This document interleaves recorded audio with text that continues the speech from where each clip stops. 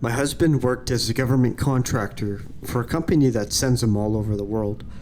For a few years, my daughter and I would travel with him. He was usually gone for months at a time.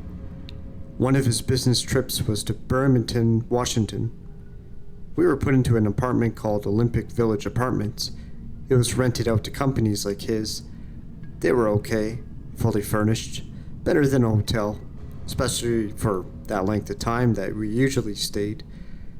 The apartment we had was on the ground floor. It was decorated well, and the furniture wasn't too worn. Nothing seemed or felt weird. I usually can read vibes of places where I go. I'm not sure how to explain it. I don't think I'm psychic, just maybe in tune with my surroundings. Things seemed pretty normal for the first few days. I spent most days there since I didn't have a car, just playing my video games or watching TV. One night, my husband came home to the apartment, and I had dinner ready and set out. We all sat down at the table to eat, having the normal conversations people do, like how was work, type of stuff, when all of a sudden, I felt something touch my thigh. I didn't respond to it, because I wasn't sure exactly what had just happened, so I continued eating. A few moments later, it happened again. It felt familiar, like my old 10-pound chihuahua was begging for food. I looked down, thinking I would see a dog looking up at me, but there wasn't anything there. My instinct had been to move him down with my hand to get him to stop begging. I laughed out loud and said to my husband, "I keep feeling like there is a dog here." I felt something jump at my leg, and I almost pushed it down. My husband said, "That's weird, because I feel like there is one here too." He told me he was on his way to the bathroom around 3 a.m. As soon as he walked out and turned to walk down the hall, he saw a small shadow sitting there, still looking at him. He jumped back startled, and it disappeared. I was in shock, because I didn't expect anyone to feel the same thing. It seemed weird. I'm very connected to animals. I've always been my whole life. Dogs and I seem to have a very deep bond, almost on a spiritual level. About a week later, it was a weekend, and my husband and I were watching TV. We were both on our own couch. Mine was the large sofa, so I stretched out under the blanket. Almost without thinking, I went to readjust my position, and the moment, I thought my dog was laying in the crease of the back of my knee, where my legs bend. I was being careful to not squash him or move him, because I felt a weight on the blanket. I looked, and nothing was there. I felt weird. I told my husband what had just happened. Everything was normal for a while after that. I hadn't felt the dog since the couch. One night I woke up and had to go to the bathroom. I'm night blind and I wear glasses, but I decided to just go without putting them on. The bathroom had a window and a light from outside shine through, with just enough light that I could see once I got close and around the corner. So I headed down the hall, sliding my hand slowly across the wall so I could feel where to go. I was looking straight ahead, but it was pitch black. I came to the corner, with my hand still tracing the side, and I saw something. It was darker than the dark hall, but the darkness blocked the light from the window. The light traced a body. Its height brought my head to look instinctively up towards where a face would be. I froze in terror, gasped and jumped back, scared because I thought it was a real person. Where the head would be, it looked like he was wearing a top hat. This dark figure seemed to be close to 6'5" tall. Once I realized it wasn't human, I quickly rushed past it to turn on the bathroom light. With the light on, I seen that nothing was there. Years later, I brought this up to my daughter. I didn't want to tell her before because she was still little, and she shared with me that she also saw a man there who would stand in the corner with a big hat and a dog at his feet.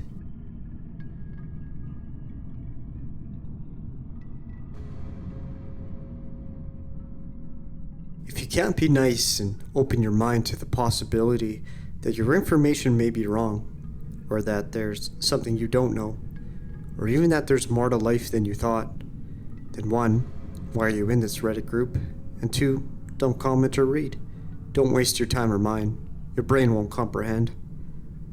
So I can't say everything because way too much, many months of stuff, but recently, me and my friend have unfortunately come in contact with the tall man that Reddit calls the Hat Man. We're both witches. In the early days before we knew it was the tall man, we tried banishing this thing, thinking simple shadow man type deal. It, in retaliation, killed my friend's cat. 4 hours after attempting banishment, it ripped one of my friend's cats through a window screen on the 2nd floor and dragged it into the road, and it was killed by a car. Leg was ripped off and missing. Claw marks all over the body. Multiple witches have confirmed this. We have now come in contact with the paranormal team, OMH, Ontario's most haunted, that we found out has dealt with this thing before, as something called the Grimsby House. Upon talking to Tall Man and experimenting further, me and my friends discover its name starts with the letter V. It is of Christian or Catholic descent. It hates crosses. This being has become channeling me almost daily, and is attached to me and my friend. We found this out recently as our words were failing, but they were in fact not failing, and it was us. We are portals. He was using us, so even with warding on the house, he could get in through us. For those not knowing, this confirmed demon looks like a 8 to 10 foot black figure with a trench coat and sometimes a top hat. He even has red glowing eyes. Many have seen it before, likely male. It was a story people thought was a creepypasta, but sadly, the story had some truths and isn't fake. Today this demon has put hands on my cat. He burned or pulled fur and a perfect circle patch with a cut in it where I put warding oil on my cat's head. Too perfect. He's also, this past 2 weeks, begun channeling me, speaking through me, controlling my actions. Now that I know what it is, I'm able to fight it off easier. I was told this is a form of possession, basically the beginning stages, and yes, it can attach to multiple people. Investigation team is coming soon, and it wants them here. It's getting more active as time gets closer. This entity has attached itself to a member of the investigation team before. If anyone has information to a name or a way to ward it, keep my pets safe, please help.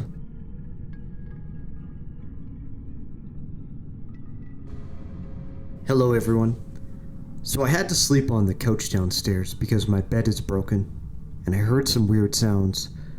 So at 11 p.m., I decided it was a good time to stop working on homework and go to sleep. I spent about an hour talking to my friends through text on the couch and then attempted to go to sleep. It took me until around 1 a.m. to find a good position and also to ignore people messaging me. I decided on me facing to the couch and my back exposed because it's really hot in Texas. Anyways, 5 minutes later, everything was really quiet, and I heard the floor creak upstairs like when someone moves on the bed. I just thought it was my mom and sisters moving around in their bed. They all sleep in the same bed, and the room is right above the living room, which is where I was sleeping. I hear it more and more until I hear someone actually stepping off the bed and, I guess, moving. Again, I thought it was just my mom. I also heard someone being in the kitchen and moving around the stuff we had just cleaned, but not put away, and just overall walking in that area. There were some loud, pan clashing noises, and that when I decided to turn around and cover myself fully with my blanket and try to go to sleep. At that point it was 2 a.m. I heard whatever there was going on upstairs, and I kind of went upstairs just to walk around. And so that's what I heard. When we were having breakfast, I asked my mom if she had gone downstairs or something. She usually does to get the baby a smoothie so she can go back to sleep, but she said she didn't at all. I told her what I had heard during the night and that I didn't sleep well at all, and she looked at me, shocked. So here is what my mom said that she heard or experienced. My mom said that around 12 a.m., she went to her computer to work on some stuff, and that the whole time she was there, she heard me gaming in my room, like me laughing and my loud keyboard clicking, for basically the whole duration of her working, and that she even told me to shut up. But she said I didn't reply and just thought it was because I was wearing earbuds, which does happen when I'm gaming. Anyways, at some point, she heard me stop and she looked in my little sister's room to see if I went to sleep there and didn't see me, and she was kind of sad. I'd walked past her without saying goodnight, and how quiet I was when suddenly going downstairs that she didn't notice. She honestly was really good hearing for that. I'd been downstairs since 11 p.m. and at that point she said she noticed at like 2 a.m. When she was going to bed, she said she heard walking all over upstairs, and that around 2:40 a.m. she started hearing like hard galloping outside in our backyard. So as a person would do, I tried to rationalize it then and now. And in the moment, I thought it was my mom. But obviously it wasn't fully her walking or doing stuff. I thought it was maybe the dog. But it sleeps outside and he's pretty quiet. Actually sleeps as long as it's not mating season. But there's nothing to explain the galloping. My mom checked the backyard cameras and they saw nothing at all. And she was also upstairs the whole time and didn't see anyone. I also found it kind of weird that we couldn't hear each other, despite how aware we were. Like my notification sound is a loud pooch sound from TF2 and it sounded at like 1:30 a.m. I had to turn it off or I would have not been able to sleep. Surely my mom would have heard it, and it sounded twice, and she said she didn't hear anything like that. And from where we were located at those times, she should definitely had heard it. I should have also heard her calling my name and telling me to be quiet or go to sleep, which she did loudly so I could hear her from the office to my room. We obviously don't know what is going on and are quite scared. We are planning on dousing the upstairs and downstairs with holy water. Right now I have to go to class, so my mom is driving me, and her boyfriend gave us some prayers to pray over the TVs while we are gone to try to help. If anyone knows or can find a reasonable explanation, please post it, or what this might mean. It really shook my mom hearing the horse gallop as it went around 3 times, and each time it got louder. And I'm wondering if it was like an urban legend or something that might have meaning, hearing loud galloping at 3 a.m. Anyways, any help will be appreciated. Update. So I've been talking to my mom a lot and telling her about what people in the comments and on private chats have told me, and she had dropped a lot of house lore I had no idea about. So one of the people that messaged me asked for some pictures inside my house. They said that we might have gremlins living in one of the downstairs areas of the house and possibly upstairs too. Well, I told my mom this, and she said that she was told in the past that we probably have gremlins and that they feed on fear and cause bad things to happen in someone's life. Other things pointing to the fact that we probably do have gremlins is that my baby sister, who's 3 years old, had been scared of being alone and has been calling out this monster every now and then. For example, on the 29th, I was working on school stuff downstairs and she was with me the whole time. I told her to start going upstairs, but she was very adamant about it. Kept saying there was a monster at the stairs. I didn't think of anything because what kid isn't afraid of going somewhere alone? So I packed my stuff and went to the step of the stairs. She was still adamant to go upstairs, and I asked her what's wrong. She said there was a monster, and asked her, okay, well, where is it then? And she proceeded to point almost in front of us into the floor as if it were a small creature. Yesterday at night, my mom and her were in the office. The baby stayed with my mom the whole time, while me and my other sister went to sleep. And my mom told me that the baby was playing by her little kitchen near the stairs, and she heard her say hi to something, very timidly, and that a minute later she frantically ran to my mom just saying the word scared repeatedly.